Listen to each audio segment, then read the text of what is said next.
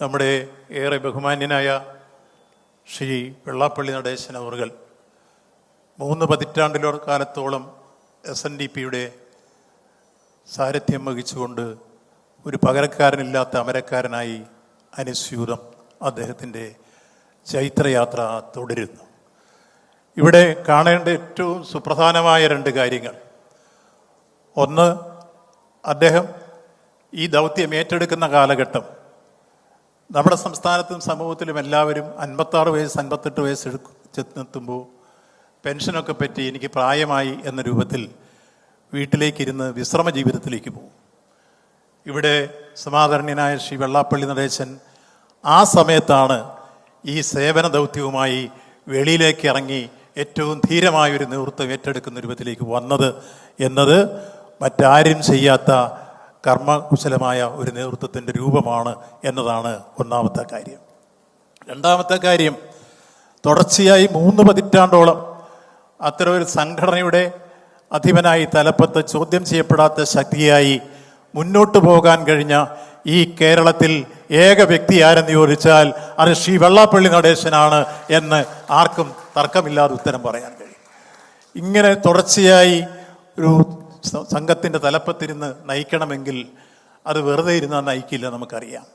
നിശ്ചയമായും ആ നയിക്കുന്ന പ്രസ്ഥാനത്തോട് എല്ലായ്പ്പോഴും പ്രകടിപ്പിക്കുന്ന കൂറ്, അതിൻ്റെ ആത്മാർത്ഥത, സേവന സന്നദ്ധത, ത്യാഗമനോഭാവം, ലക്ഷ്യബോധം, കർമ്മകുശലത, ഇതെല്ലാം അടങ്ങിയിട്ടുള്ള അദ്ദേഹത്തിൻ്റെ പ്രവർത്തനത്തിൻ്റെ ഉള്ളടക്കമാണ് അദ്ദേഹത്തെ ഈ തരത്തിൽ ചോദ്യം ചെയ്യപ്പെടാത്ത ശക്തിയായി മുന്നോട്ട് പോകാൻ അവസരമൊരുക്കിയത്. മാത്രവുമല്ല, അദ്ദേഹം ഈ സേവന ദൗത്യത്തിലേക്ക് കടന്നു വരുന്ന ഘട്ടമാകട്ടെ, അന്ന് നമ്മളെല്ലാം അറിയാം, SNDP യോഗത്തിന് പല രൂപത്തിലുള്ള വിഷമതകളും പ്രയാസങ്ങളും സംഘടനയ്ക്കൊരു ഏകീകൃത രൂപമില്ലാതെ പല രൂപത്തിലുള്ള അച്ചടക്കരാഹിത്യമെല്ലാം ഉണ്ടായിരുന്നുവെങ്കിൽ അദ്ദേഹം ഈ ചുമതലയേറ്റെടുത്ത് മുന്നോട്ട് വന്നതിനെ തുടർന്നുണ്ടായ മാറ്റം യഥാർത്ഥത്തിൽ കുത്തഴിഞ്ഞു കിടന്നൊരു പുസ്തകം കുത്തിക്കെട്ടി കൃത്യമായി എല്ലാവർക്കും വായിക്കാൻ കഴിയുന്ന രൂപത്തിലേക്ക് ചിട്ടയാക്കിയത് മാറ്റിയെടുത്തു എന്നുള്ളതാണ്. അതിന് അദ്ദേഹം നടത്തിയിട്ടുള്ള തീവ്രമായ പരിശ്രമം ഒരുപക്ഷെ അദ്ദേഹം കാസർഗോഡ് മുതൽ തിരുവനന്തപുരം വരെയുള്ള മുഴുവൻ ശാഖകളിലും നേരിട്ട് പലപ്പോഴും നമ്മൾ അത്ഭുതം വിചാരിച്ചിട്ടുണ്ട്. ഒരു ദിവസം കാസർഗോഡ് നിന്നാണ് സ്റ്റേറ്റ്മെൻ്റ് എങ്കിൽ പിറ്റേ ദിവസം പാലക്കാടാണ്, അടുത്ത ദിവസം കോട്ടയത്താണ്, അല്ലെങ്കിൽ അടുത്ത ദിവസം കൊല്ലത്താണ്. ഇങ്ങനെ കേരളമാകെ പറന്നു നടന്ന് സംഘടന സജീവമാക്കാൻ അദ്ദേഹം നടത്തിയിട്ടുള്ള ത്യാഗനിർഭരമായ പ്രവർത്തനമാണ് അദ്ദേഹത്തിന് ഈ അംഗീകാരം നേടിക്കൊടുത്ത് മുന്നോട്ട് വരാൻ ഇടവന്നിട്ടുള്ളത് എന്ന് നാം തിരിച്ചറിയുകയാണ്. അത് അദ്ദേഹം പറച്ചിൽ മാത്രമല്ല, പ്രവൃത്തിയിലേക്ക് കാര്യങ്ങൾ കൊണ്ടുവരികയാണ്.